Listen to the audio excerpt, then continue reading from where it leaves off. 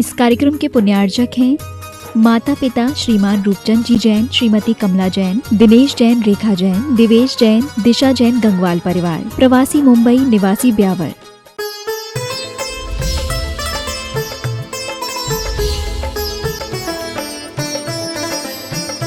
पहिया घूमता है तो गाड़ी चलती है, पंखा घूमता है तो हवा लगती है, और यदि कांटे घूमते हैं तो घड़ी चलती है, और ये मन घूमता है तो संसार बढ़ता है।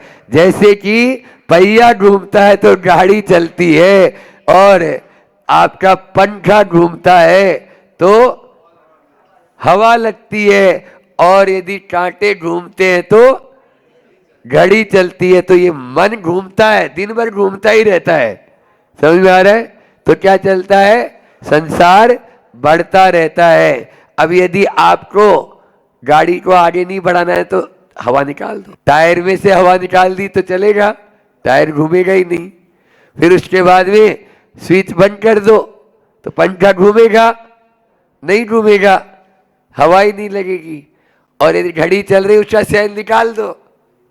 जिस प्रकार से आप हवा निकालने के बाद, स्विच ऑफ करने के बाद, सेल निकालने के बाद आपको ये सब चीजें रुक जाती है, उसी प्रकार से मन में जो संकल्प और विकल्प आ रहे हैं, आपको शीतलनाथ भगवान की कल स्तुति करते हुए हमने बताया था, यदि आप मन के विकल्पों से बाहर निकलना चाहते हो तो अपने आप में स्थिर हो जाओ। बस बाहर के ऊपर ध्यान देना बंद कर दो और भीतर में आ जाओ। आप भीतर, मूठ माटी में गुरुजी ने बहुत अच्छा कहा, तुम भीतर आ जाओ, तुम भीतर जाओ, तुम भीतर आ जाओ और तुम भी तर जाओ, इस संसार से तर जाओ, है ना? तो भीतर आने पर ही तरना होगा, उसके पहले तरा नहीं जाता। यह शीतलनाथ भगवान की कल अंतिम श्लोक में अपन ने देखा था। कोई सा भी एक एक श्लोक लो, यह तो मिश्री की डली की तरह है। आप जितना जहां से जैसा भी खाओगे मिठाई लगेगा। आचार्य समंतभद्र स्वामी ने अपने एक इस स्वयंभू स्त्रोत के माध्यम से प्रभु की स्तुति की, 24 तीर्थंकर की स्तुति की, तो लोग इसे स्तुति का ग्रंथ ही मानते हैं, जबकि यह स्तुति के साथ साथ दार्शनिकता और आध्यात्मिकता को परोसने। समझ में आ रहा है? इसके हर श्लोक में आप देख लीजिए दार्शनिकता झलकती है, इसलिए वो स्तुति को लेकर हल्का ही छोड़ देते हैं, अरे ये तो स्तुति है। जबकि यही भक्ति आपके लिए शक्ति का काम करेगी, जो मुक्ति की यात्रा को दिलाने वाली होगी। आप भक्ति के द्वारा ही उस मुक्ति की यात्रा कर सकते हैं, अन्यथा वह यात्रा कर नहीं सकते। यहाँ पर भी यह है, हल्के में मत लो, यह बहुत भारी द्रव्य गुण पर्याय हो, चाहे निमित्त उपादान हो, चाहे प्रमाण निक्षेप हो, चाहे व्यवहार निश्चय हो, ये सब का यह दार्शनिक ग्रंथ एक बेजोड़ ग्रंथ है। आज श्रेयांश नाथ भगवान, इसको श्रेयांश अपन बोलते हैं, बोलचाल में ये श्रेयांश आ गया। जैसे कि 24 तीर्थंकरों के यदि शुद्ध नामोच्चारण किया जाए तो अभी बहुत 95% लोग 24 तीर्थंकरों के गलत ही नाम उच्चारण करते हैं। वो रूढ़ हो गया वैसा ही। समझ में आ रहा है? शंभव, यह शंभव नहीं है, शंभव है, श्रेयांश नहीं है।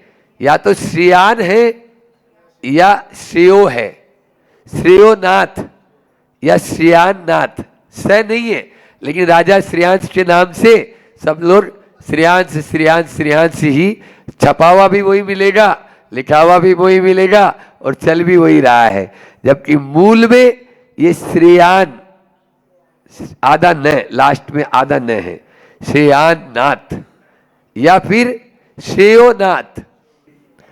श्रेयान जिन्ह श्रेयसी वर्तनीमा, श्रेया प्रजा सा सज्जेय वाक्या, भवांचका से भुवन त्रयेस्मिन्, नेको यथावीत मनोविवस्वान्, नेको यथावीत मनो विवस्वान वीत घनो। अजेय वाक्य है यहां से, यानी जिनके वाक्य अजेय हैं वो किसी से भी बाधित नहीं है। कोई भी जिनके वाक्य को रोक, ऐसी जगह न बैठिए कोई कहे उठ, और ऐसी वाणी न बोलिए कोई कहे चुप। समझ में आ रहा है? ऐसी वाणी न बोलिए कोई कहे चुप, और ऐसी जगह न बैठिए कोई कहे उठ। तो ऐसे ही भगवान की जो वाणी है उसको कोई भी काट नहीं सकता है, कोई भी उसको निरस्त नहीं कर सकता है। वो अनेकांत में और शाद्वाद में जो वाणी है, सब दर्शनों में और सब ही धर्मों में श्रेष्ठ, इसीलिए उनकी जिनवाणी कहलाती है। वह जिनेंद्र भगवान की वाणी अजेय है, ऐसी अबाधित वचनों से युक्त श्रेयान जिन है। ये आ गया। आपने प्रश्न किया कि पढ़ने में नहीं, तो श्रेयान मूल शब्द क्या है? श्रेयान। शास्त्रों में भी श्रेयान मिलेगा आपको। 24 तीर्थंकर की जो स्तुति की है जिनसेन स्वामी ने, उसमें भी आता है। तो वह श्रेयांस नाथ श्रेयो जिन भगवन इमा प्रजा, इन संसारी जनों को प्रजा श्रेयसी वर्तमनी, श्रेयसी यानी कल्याणकारी, वर्तमनी वर्तमान यानी मार्ग, कल्याण का मार्ग बताने वाली है, मोक्ष मार्ग देने वाली है। श्रेय शासत हित का उपदेश देते हुए भगवान आपने अस्मिन भुवनत्रय, इन तीनों लोकों में एक अकेले ही वीत घन है। वीत घन यानी होता है बादल, है ना? बादलों के आवरण को वीत रहित कर दिया, बिता दिया, यानी अकेले ही। कैसे? उदाहरण देखो, कितना सुंदर उदाहरण दिया है। विवस्वान यथा, विवस्वान का मतलब होता है सूरज। जैसे सूरज के आते ही बादल छट जाते हैं, ऐसे ही आपने आपके वचनों को सुनते ही हमारे अंदर में जो कर्म रूपी बादल छाए हुए हैं वो सब कट जाते हैं। समझ में आ रहा है? आपके सूरज के उदय होने पर बादलों का छटना और आपकी वाणी सुनकर हमारे कर्मों का कटना, ये दोनों समान हैं। ऐसे चकासे, ऐसे प्रकाशमान आप हुए हैं। बहुत ही सुंदर बात इस श्लोक के माध्यम से आचार्य भगवान कह रहे कि आप अकेले, अकेले ही ऐसे हैं, एक है जिन है, एक अकेले मात्र आपकी वाणी को सुनकर जो भव्य रूपी कमल हैं वो खिल उठते हैं।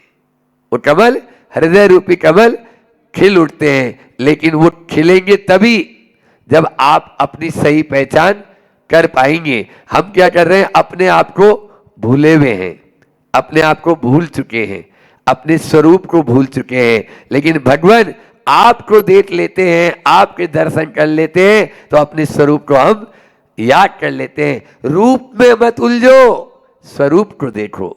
बस अपन बाहरी रूप में ही उलझ जाते हैं। अपन बाहरी रूप में न उलझ के स्वरूप को देखें तो सबका एक जैसा स्वरूप नजर आता है, और अपने भीतर भी वही शक्ति है जो भगवान के अंदर है। एक बार ऐसा हुआ, एक शेर का बच्चा सियारों की टोली में जाकर जो है पालित वही चला गया, रास्ता भटक के अपनी माँ से बिछुड़ गया। अब माँ से बिछुड़ गया तो उस सियारों की टोली में जाकर वहीं पर उनका जो सड़ा गला मांस जैसे सियार लोग खाते थे वैसे ही वो खाना शुरू किया, और वो हु की भाषा बोलते थे। ऐसा ही वो शेर का बच्चा भी बोलने लगा।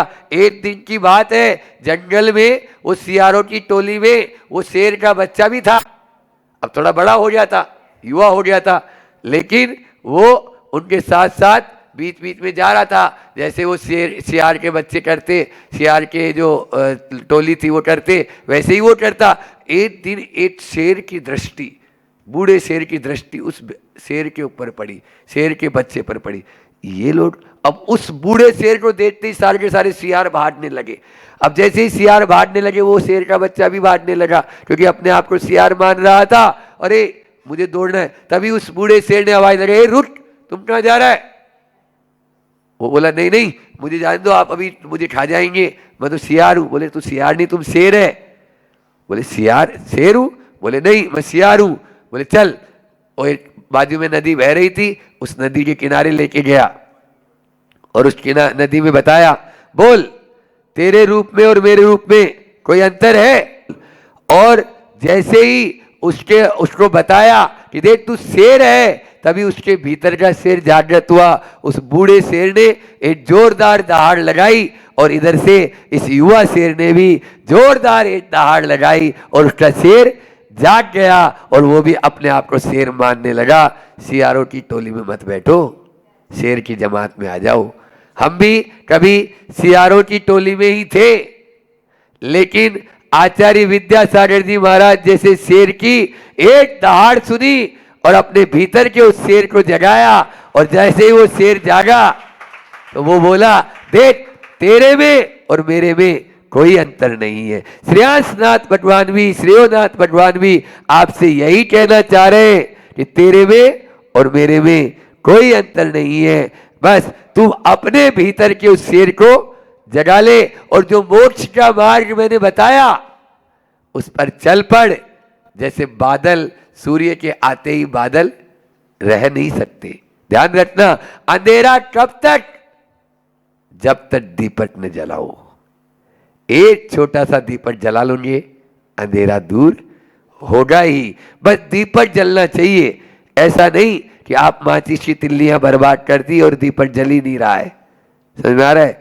अपने दीपक को चेक कर लो। यदि आप उस दीपक को जला दोगे, ज्ञान रूपी दीप के जलते ही मोह रूपी अज्ञान का बादल आपसे दूर हो जाएगा। मोक्ष मार्ग यही है। यहां पर भी श्रेयांसनाथ भगवान के द्वारा श्रेय प्रजा एक शब्द आया ना, इसमें श्रेयांजना श्रेयसी वर्त नीमा, श्रेय प्रजा शासक जय वाक्या।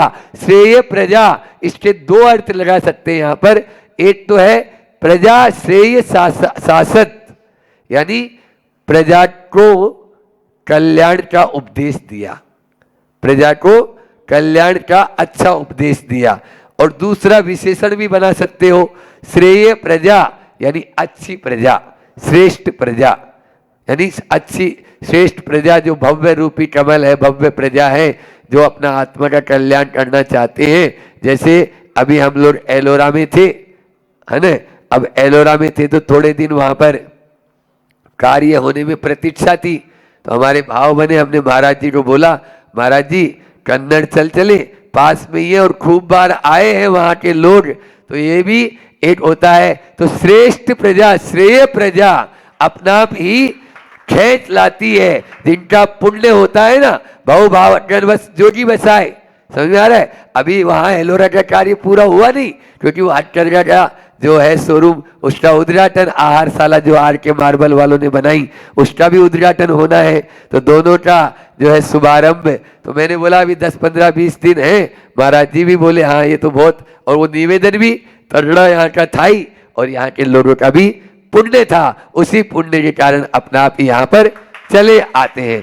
ऐसे ही श्रेयांसनाथ भगवान ने भी उन मोक्ष मार्ग के पथिकों के लिए वह उपदेश दिया, और आपकी वाणी के माध्यम से हमारे हृदय कमल खिल उठते हैं, ऐसा यहाँ पर समंत भद्र स्वामी ने कहा है। लेकिन वह मार्ग जो है, मोक्ष का मार्ग, कभी भी मलिन नहीं। पगडंडी पर चलते रहो। क्या बोला?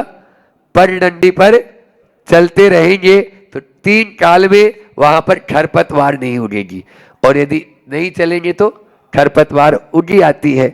आजकल तो हाईवे हो गए, आप लोग सब क्या करते हो? हाईवे से चलते हो।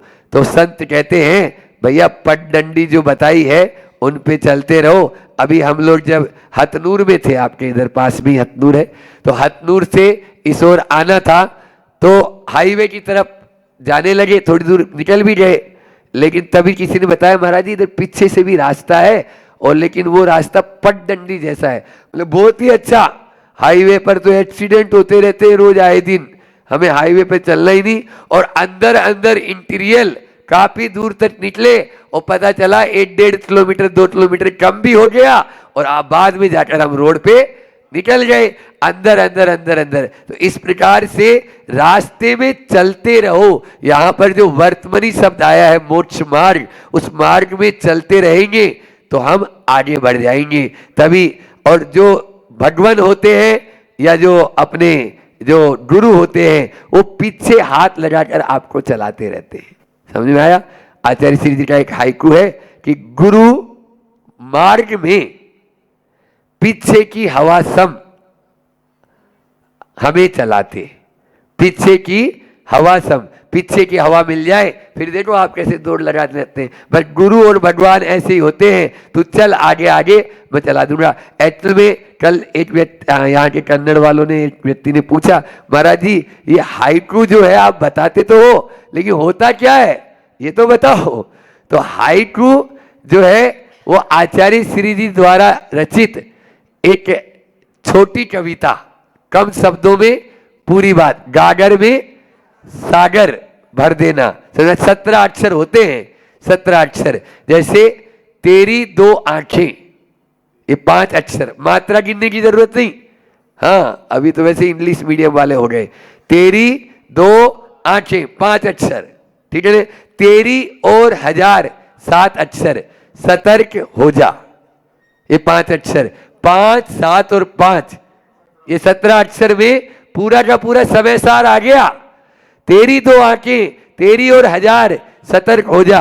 समय सार की 435 गाथाएं हैं, कोई सी भी गाथा उठा लेना, हर गाथा का निचोड़ यही आएगा। तेरी 2 आंखें, तेरी और 1000 सतर्क हो जा।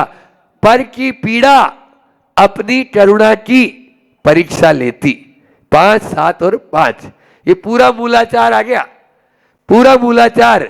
मूलाचार की कोई सी भी गाथा उठा लेना, एक ही हाइकू में पूरा दे दिया उन्होंने। पर की पीड़ा अपनी करुणा की परीक्षा लेती, बस 5 7 5। ऐसे ही गुरु मार्ग में 5 अक्षर, ठीक है ना। फिर उसके बाद में पीछे की हवा सम 7 अक्षर, हमें चलाते 5 अक्षर। तो ये हाइकू है, बहुत ही बेजोड़, यानी आपको कहें अनमोल वाक्य या सुविचार, टीम कोटेशन, कुछ भी कहो, लेकिन गुरुदेव ने लगभग 600 से ऊपर हाइकू बना दिए अभी तक। और संस्कृत में अलग 100-150 तो संस्कृत कर दी, उससे ज्यादा ही कर दिए होंगे। तो यहाँ पर भी आज अपन ने यह मार्ग की बात की, और उस मार्ग को इंग्लिश में पथ कहते हैं। क्या कहते हैं? पथ, PATH, पथ। और वह पथ क्या बोल रहा है आप लोगों के लिए बहुत ध्यान देने, हमने इस पे चिंतन किया और एक अनुपम बेजोड़ इसकी जो है व्याख्या की कि P आपसे कह रहा है, P क्या कह रहा है? पॉजिटिव बनो, पॉजिटिव बनो, हमेशा सकारात्मक रहो, नकारात्मक लोगों से बचो। एक्चुअल में नकारात्मक लोगों के साथ रहोगे तो वो आपको नीचे हतोत्साहित करेंगे। अभी यहां पर भी आया कि सही मार्ग बताने वाले कम और गलत मार्ग में ले जाने वाले ज्यादा। मार्ग की बात चल रही है अपनी। आप देखिए अधिकतर लोग, यदि आप एक उपवास भी करेंगे, अरे उपवास से कमजोरी आती है, देखो ना दोनों महाराज जी कैसे हो गए, हाँ उपवास कर करके। समझ में आ रहा है? उसको हतोत्साहित करेंगे। संत कहते हैं ऐसे लोगों से कीप डिस्टेंस, दूरी बना के रखो, हाँ नहीं तो वो आपको, तो पी कह रहा है ये मार्ग। देखो कोई आदमी, छोटे छोटे बच्चे होते हैं ना, वो तुरंत नियम ले लेते हैं, रोज नियम लेते हैं पाठशाला में मेरे से। और आपको यदि कोई नियम बोलेंगे ना तो उसको बच्चे का नियम तुड़वा और देंगे, अरे वो महाराज जी तो ऐसे ही हैं, उनसे क्या। तो ये हतोत्साहित नहीं करो। अब आप बताओ उनके आप हितैषी हुए या दुश्मन हुए? मैं माताओं से ही पूछना चाहता हूं। यदि आप किसी बच्चे को मोक्ष मार्ग में आगे बढ़ने से या नियम लेने से रोक रही हैं, यदि वो उपवास कर रहा है और आप मना कर रही हैं, तो आप उनकी दुश्मन हुई या आप उनके हितैषी हुए? ये मोक्ष मार्ग में आपको देखना है कि हम क्या कर रहे हैं। तो P4 पॉजिटिव, सकारात्मक सोच स्वर्ग की ओर ले जाएगी और नकारात्मक सोच नरक की ओर ले जाएगी। आपके ऊपर डिपेंड, आप क्या चाहते हो। और ए क्या कह रहा है, पथ का ए कह रहा है पाठ का एक्सपीटेंस, यानी एक्सपीटेंस यानी स्वीकार भाव। आप कोई भी चीज है उसको स्वीकार कर लो, दुख को स्वीकार कर लो, स्वीकार करते हुए ही वह आपका आधा हो जाएगा, प्रतिकार करोगे तो दुगना हो जाएगा। कितना प्रतिकार करोगे, करते जाओ। तो इसलिए ए कह रहा है एक्सपीटेंस हो, और टी कह रहा है टॉलरेट, टॉलरेट यानी सहन करो, सहन करो। पहला बोला सकारात्मक, दूसरा स्वीकार, तीसरा सहन। पी यानी पॉजिटिव बनो, ए यानी एक्सपीटेंस हो, और टी यानी टॉलरेट करो, और एच तभी आपके चेहरे पर हैप्पीनेस है ना, थोड़ी सी प्रसन्नता लाओ। आप लोग उदास उदास से नजर आ रहे हैं, कुछ थोड़ा कोई गम है क्या? अरे जहां पर संत विराजमान होते हैं वहां कोई गम होता ही नहीं, वहां तो हमेशा होली और दिवाली जैसा माहौल रहता है, त्योहार रहता है। लेकिन आप लोग बिल्कुल ऐसे यानी मुरझाए जैसे नहीं रहो। हाँ, थोड़ा थोड़ा यानी कन्नड़ है, तो कन्नड़ का नाम ही यानी जो अपन को बस अपन यानी जो है हैप्पीनेस, यदि प्रसन्नता का मार्ग जानना चाहते हो। लेकिन हम प्रसन्नता चीजों में ढूंढते हैं, चीजों में प्रसन्नता नहीं, हमारे अंदर भीतर प्रसन्नता है। जहां से शुरू हुए थे वहीं से अपन यानी छोड़ दिया कि आपको यहाँ पर ये श्रेयांसनाथ भगवान यही कह रहे हैं कि जिस प्रकार से सूर्य के उदित हुए ही कमल खिल जाते हैं, बादल छट जाते हैं, आपकी वाणी सुनकर हे भगवान हमारे भीतर का भी अज्ञान तिमिर हट जाता है और मोह रूपी वह बादल हट जाते हैं और प्रसन्नता का वह कमल खिल जाता है। बस ऐसे भगवान की अपन हमेशा भक्ति करते रहे और अपने उस कमल, हृदय रूपी कमल को खिलाते रहे। इसी भावना के साथ आपका समय भी पूरा हो गया। बोली अहिंसा परमो धर्म। बोले वो भी प्रारंभ कर दिया हमने, दोनों काम एक साथ प्रारंभ कर दिए। और बहुत सारे लोगों ने कपूर सरसों, मतलब कपूर और सरसों का तेल भी डाल सकते हैं, पर ये दो हमने प्रारंभ किए और धीरे धीरे आंखों की खूब एक्सरसाइज करी, क्योंकि विकल्प एक ही था कि हमें पराधीन नहीं बनना है, हमें चश्मा नहीं लगाना है। जब ये भाव थे तो बस धीरे धीरे हम वो त्रिफला से आंख भी धोते गए, एक्सरसाइज भी करते गए और सब कुछ करते गए। तो वो अपने आप जो था, जो नंबर वो जो बढ़ रहा था, वो अपने आप क्या होने लगा, कम होने लगा अपने आप। वो जो तकलीफ और वो जो कष्ट था वो दूर होता चला गया। अब बोले अब असल में एक बात ये भी थी कि अब उस समय जो है, उस समय घी का त्याग था।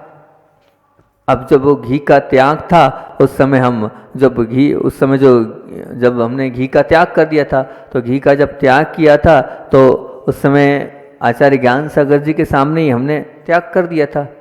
तब 9 माह ज्ञान सागर जी के सामने ही घी का त्याग रहा और बाद में भी घी का त्याग था। तो अब वो जो घी का त्याग था तो उस घी के त्याग को लेके सब बोल रहे थे कि आप ये जो घी खा रहे, घी नहीं ले रहे हो, इस वजह से भी आपकी आंखों पर बहुत ज़्यादा प्रभाव पड़ रहा है। क्योंकि गुरुदेव के सामने फिर चतुर्मास हुआ ब्यावर में, फिर अजमेर में, फिर किशनगढ़ में, फिर कुंडलपुर में, फिर नैनागिरी में, फिर थोबुंजी में, लगभग 7 चतुर्मास तक हमने घी का त्याग रखा। घी हम लेते ही नहीं थे, पूरी तरीके से त्याग था। और अब त्याग तो था, तो एक महाराज जी ने पूछा, अच्छा श्री जी ये आप हमको डांटते हो, ये नहीं लेना वो नहीं लेना, है ना, और हमें आप लेने नहीं देते हो कि उपवास भी नहीं, ये त्याग भी नहीं, वो त्याग भी नहीं। क्या ज्ञान सागर जी ने आपको नहीं बोला घी नहीं लेना? वो तो जब मैं आचार्य बन गया था तब मैंने किया। वो कैसे बोलते मेरे को, तब वो मुझसे कैसे बोलते कि नहीं बोलना, नहीं करना? उन्होंने कुछ कहा ही नहीं और वो कुछ बोला ही नहीं, मगर वो देखते रहे अभी घी का त्याग करो, इतने उन्होंने बोला, लेकिन उन्होंने मना नहीं किया। उनके सामने हमने किया। अब जब वो समस्या आँख की भी बढ़ रही थी, दूसरी चीज़ भी बढ़ रही थी, और दूसरी चीज़ से एक और दूसरा तीसरा विकल्प ये हो रहा था मेरे लिए कि समस्या ये जा रही थी घी का त्याग मेरा, लेकिन होता ये था कि पूरे संघ को रूखा सूखा खाना पड़ता था। अब सबको बिना घी का मिलता था, अब सबको बिना घी का मिलता था, तो हमें विकल्प हो जाता था कि मेरे कारण जो है सबको बिना घी का मिल रहा है, मैं ऐसा त्याग करूं जिस त्याग से किसी को कोई बाधा ना हो। ये बार बार विकल्प होता था कि मेरे त्याग से पूरा संघ और संग तो छोड़ो, त्यागी वृत्ति, और त्यागी वृत्ति जो छोड़ो, श्रावक भी परेशान है, तो मैं ऐसा त्याग करूं क्यों जैसे सब परेशान हो। फिर मैंने रास्ता निकाल लिया, और रास्ता निकालने के बाद तेल छोड़ देते, बोले तेल तो वैसे ही हम लेते नहीं थे, तो तेल की तो कोई बात नहीं थी। फिर बोले मैंने हरि का त्याग कर दिया।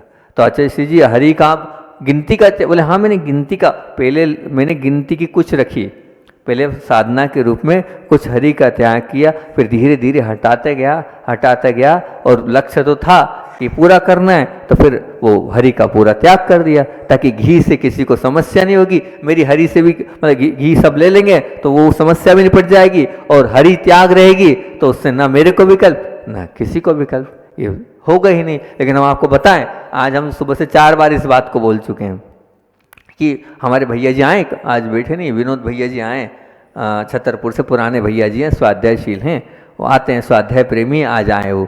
तो हमने महावीर जी को भी बोल दिया था, सबको बोल दिया था। पिछली बार नासिक में आए वो, तो अब हमारा भी हरि का त्याग, महाराज जी का भी हरि का त्याग, चौके में हरि मिलती नहीं है, अब उनका भोजन ही हरि है, उनका डाइजेशन बिगड़ गया, बीमार हो गए वो, वहाँ बीमार हो गए। बोले महाराज जी बड़ी मुश्किल रही, क्यों? बोले अब आप लेते नहीं हो, चौके में हरि बनती नहीं है, तो बड़ी समस्या हो जाती है। बोले मैं आया तो ज़्यादा दिन के लिए था, लेकिन जा रहा हूँ। आज पहले दिन आए, हमने पहले दिन सबको सचेत कर दिया, बोले भैया हम नहीं लेते हैं, लेकिन वो तो हरि लेते हैं, ध्यान रखना, उनको हरि खिलाना आप लोग। तो बता दिया, ब्रह्मचारी जी को बोल दिया था, सो महावीर जी उनको बोल दिया था, ताकि समस्या नहीं हो, हम दोनों के कारण जो उनका और नुकसान हो जाए। तो ऐसे गुरु जी को भी उस वक्त लगा होगा, तब उन्होंने अपने लिए नहीं, अपने शरीर की चिंता के लिए नहीं, सब मेरे त्याग के कारण परेशान हो रहे हैं, तब उन्होंने हरि, जबकि उनको सबसे प्रिय थी हरि। पूछना किसी बीही की बीही लेते थे वो, ऐसे बिल्कुल एकदम, मतलब बहुत उनको हरि उनको पसंद थी, तो उन्होंने सबसे पसंद थी अपनी हरि का त्याग, उनका मुख्य आहार हरि ही था, उसको त्याग किया उन्होंने, सिर्फ किसके लिए? सबके लिए। इस भावना के साथ उन्होंने हरि का उन्होंने त्याग किया। और फिर वो तो ठीक है, अब जब आचार्य श्री जी से हमने बोला, आचार्य श्री जी ये हरि के लिए आप हम जब त्याग करते तो आप निब्बी मिर्ची की छूट लेते, रखवान का हम लोगों से बोलते हो, तो आप भी तो रख सकते हो। तो आचार्य श्री मुस्कुराने लगे, और लंबा होते जा रहा अपना विषय, मुस्कुराते गए, और मुस्कुराते हुए जो है नीचे मुंह करते हैं, कुछ बोलते नहीं है। फिर आचार्य श्री से बोला, नहीं आचार्य श्री जैसा आप कहते हो वैसा आपको करना भी चाहिए। तो आचार्य जी बोले चलो उठो, समय ज़्यादा हो गया है, चलो उठो, समय ज़्यादा हो गया है। तो फिर आप नहीं, आचार्य जी हम सब लोग विनम्र प्रार्थना करते हैं, आपको कुछ ना कुछ हरि लेना चाहिए। तो आचार्य जी ने कहा पहले बहुत हरि खाई है, अभी उसका स्टॉक चल रहा है, इसलिए वो बहुत टाइम तक चलेगा, इसलिए कोई विकल्प की बात नहीं है, आप विकल्प नहीं करो, सब अपने आप अच्छा होता चला जाएगा। फिर महाराज जी ने पूछा, आचार्य श्री जी पहले अभी जैसे प्रत्याख्यान होता है, पूरा संघ आता है, क्या उस समय प्रत्याख्यान होता होगा? तो बोले हाँ, उस समय भी ऐसा ही सामूहिक प्रत्याख्यान होता था, पूरे संघ के सभी लोग आते थे और इस प्रकार से सामूहिक प्रत्याख्यान करते थे। फिर एक महाराज जी ने पूछ लिया, क्या दीक्षा के बाद आपको और कोई परेशानी हुई, बुखार आदि के अलावा भी कोई और कोई परेशानी? क्योंकि आचार्य श्री जी को बुखार जो है 1 बार 2 बार नहीं, लगभग 20 बार आचार्य भगवान को बुखार आई है, अलग अलग। इस प्रकार से जो पूज्य गुरुदेव है अनेक बार, मतलब यानी कि अस्वस्थ हुए हैं बुखार के कारण, बुखार की पीड़ा के कारण अनेक प्रकार से उनको कष्ट का अनुभव हुआ है। तब वो आचार्य श्री जी ने बताया, बोले एक बार हम जब दीक्षा के बाद जो थे वो नाक से खून निकलना प्रारंभ हुआ, वो इस तरह से नाक से खून हमारा निकलना प्रारंभ हुआ कि उससे बहुत तकलीफ होती थी। फिर बोले आचार्य श्री जी के मुख से एक बात निकल गई, 100 साल पुराना घी इनके फेफड़े पर मलो, तो बस वो मला और उनके मुख से जो निकल जाता था वो बिल्कुल सत्य साबित होता था। बस वो किया और मलते गए, मलने के कारण वो जो हमारी जो खून निकलना था वो खून पूरा का पूरा बिल्कुल निकल चुका। बुखार तो हम बता ही रहे हैं, 1 बार नहीं 2 बार नहीं, लगभग 20 बार आया। कटनी में, कुंडलपुर में, थोबनजी में, छिंदवाड़ा में, नैनागिरी में अनेक बार 107, 108 तक बुखार आ गया। कभी कभी तो बहुत गंभीर ऐसी स्थिति बन गई। एक बार तो आप बुखार में ऐसी स्थिति बन गई थी कटनी वाले समय तो कि हमारा, और नैनागिरी में तो कि हमारा पूरा भाव था सर लिखना लेने का। हम सल्लेखना की पूरी तैयारी से थे, लेकिन बस कहीं ना कहीं वो एक बहुत बड़ा संस्मरण है वो नैनागिरी वाला, तो कहीं हम बाद में कोई समय हो चुका है और बल्कि ज़्यादा ही हो गया है समय, तो इतना ही रखते हैं। वो सारी बातें आपको गुरुदेव के साथ क्या क्या हुआ और वो चर्चाएं हुई, उन चर्चाओं को आपके बीच में रखा। आज दिन ही आचार्य श्री जी का था, तो आज पूरी बात अपन ने आचार्य श्री की आपके बीच में रख दी। और भी बहुत सारी बातें हैं जो आप देखेंगे कल इसका संस्मरण, और अगर याद रहा तो सुना देंगे। 4:45 हो गया। बोलिए आचार्य भगवान विद्यासागर जी महामुनि राज की। भगवान बनना है, भगवान के बाजू में बैठना है, तीर्थंकर बनना है। वो तीर्थंकर बनने की आत्मा को, भावना को अपनी आत्मा में आत्मसात करना है। वो तीर्थंकर बनने की हैसियत को अपने अंदर लाना है। उसकी यहाँ पर चर्चा चल रही हैगी और उसके बिंदु लेते हुए अपन ने प्रारंभ किया है 16 कारण भावनाओं का। शीलवते निरतिचार शीलवतों का पालन करना, ये तीसरे नंबर की तीर्थंकर बनने की भावना है।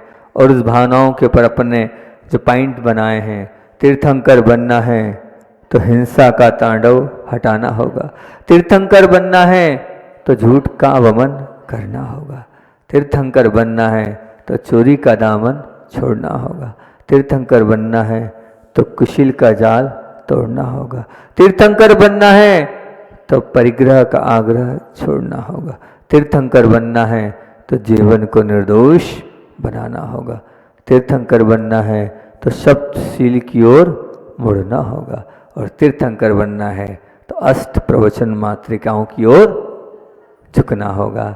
और बात चल रही है अपनी झूठ के ऊपर, और 15 बिंदु जो हमने चिंतन करके आप लोगों के बीच में रखे थे कि झूठ के ऊपर किस किस प्रकार से अलग अलग बातें, अलग अलग विवक्षाओं को लेकर आप लोगों के बीच में हमने लगभग 3, 4, 5 दिन, 5-6 दिनों में वो पूरी की पूरी बातें लिखी। और इसी विषय को आगे हम बढ़ाते हुए कर रहे हैं कि अमावस्या के 15 दिन बाद पूर्णिमा आती है। रात के 8 या 10 या 12 घंटे बाद उजाला आता है, दिन होता है। जन्म के 2, 5, 25, 50 या 100 वर्षों के बाद मृत्यु आती है।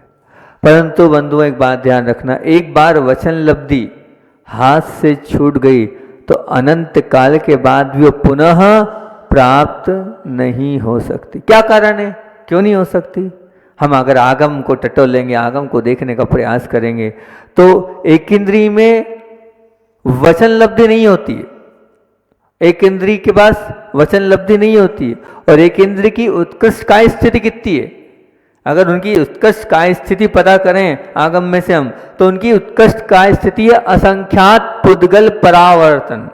असंख्यात पुद्गल परावर्तन क्या है? असंख्यात मतलब ये जो असंख्यात पुद्गल परावर्तन काल, मतलब एक एक पुद्गल परावर्तन में असंख्य अवसर्पणी और उपसर्पणी गुजर जाती है। अवसर्पणी और उपसर्पणी मतलब कितना काल हुआ, पूरी उपसर्पणी के वो 6 काल और उपसर्पणी के वो 6 काल, ऐसी असंख्य निकल जाएगी। विचार करना, चिंतन करना, असंख्य। और उपसर्पणी और अवसर्पणी छोटी नहीं है, कितने कोड़ा कोड़ी काल की है? 20 कोड़ा, बहुत बढ़िया, 20 कोड़ा कोड़ी की है ये उपसर्पणी, और 10-10 कोड़ा कोड़ी की, दोनों एक कल्प काल कहलाता है। ऐसे कल्प काल कितने ही एक इंद्रिय में ही जन्म का स्थिति, मतलब क्या? मतलब एक इंद्रिय में ही जन्मना और एक इंद्रिय में मरण करना, एक इंद्रिय में जन्म करना और एक इंद्रिय में मरण करना, ये कहलाती है काय स्थिति। इसको कहते हैं काय स्थिति। ऐसी 10 कोड़ा कोड़ी नहीं, ऐसे 20 कोड़ा कोड़ी की एक क्या कहलाती है? ये एक अवसर्पणी और उपसर्पणी कहलाती है। और ऐसी असंख्य, असंख्य तो आप समझते ही हैं, संख्या के परे, अनकाउंटेबल, जिनकी गिनती आप नहीं कर सकते हो, 1, 2, 3, 4, 5, 6 ऐसी गिनती नहीं कर सकते हो। समझो तो कितनी बड़ी बात बोल दी आचार्य भगवान ने यहाँ पर कि एक इंद्रिय में वचन लब्धि नहीं होती है और एक इंद्रिय की उत्कृष्ट काय स्थिति, मतलब उसी में जन्म लेने का जो काल है वो कितना है? असंख्य पुद्गल परावर्तन काल। और एक एक पुद्गल परावर्तन में असंख्य उत्सर्पणी और अवसर्पणी गुजर जाती है। अभी रात्रि स्वाध्याय में यही चल रहा है ना, उत्सर्पणी और अवसर्पणी, उसमें कितना, एक अवसर्पणी 20 कोड़ा कोड़ी।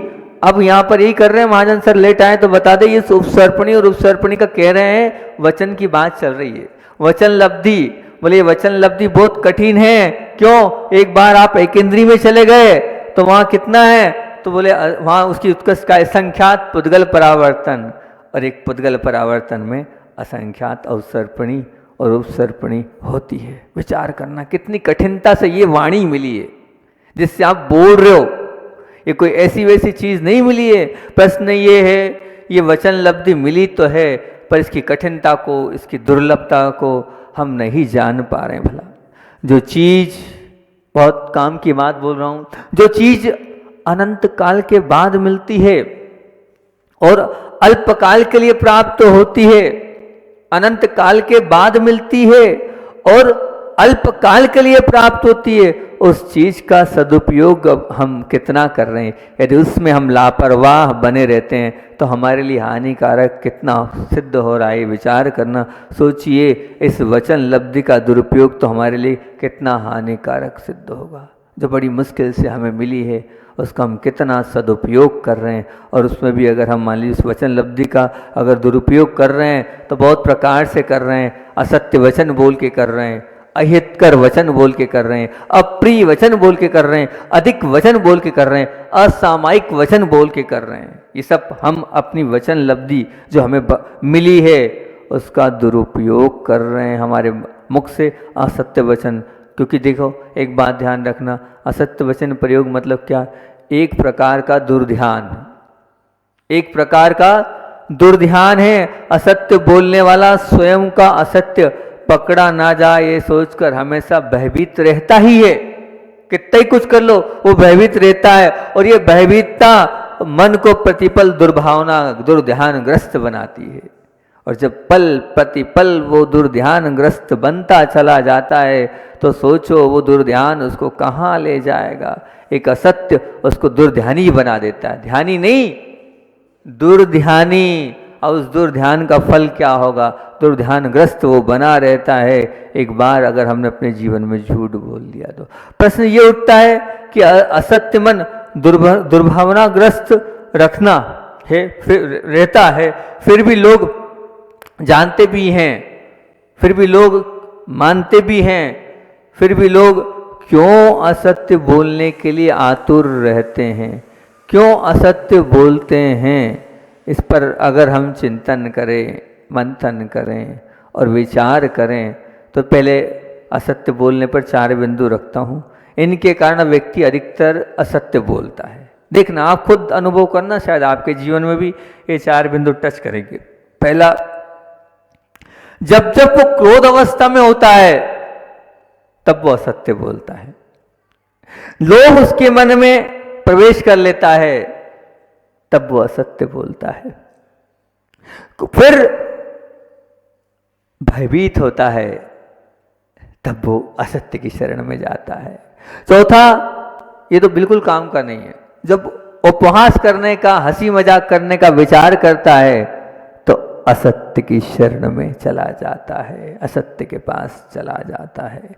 मतलब कुल मिलाकर बात ये हुई कि जब भी क्रोध की अवस्था होगी तो उस क्रोध की अवस्था में सत्य वचन पर अड़े रहना लगभग असंभव हो जाता है, असंभव हो जाता है। अगर आपको क्रोध आया है तो क्रोध आया है, उस क्रोध को आपको संभाल के रखना है, उस क्रोध को आपको बढ़ावा देना, उस क्रोध के लिए आपको लड़ना है, तो फिर असत्य का सहारा लेना ही पड़ेगा, असत्य की शरण में जाना ही पड़ेगा।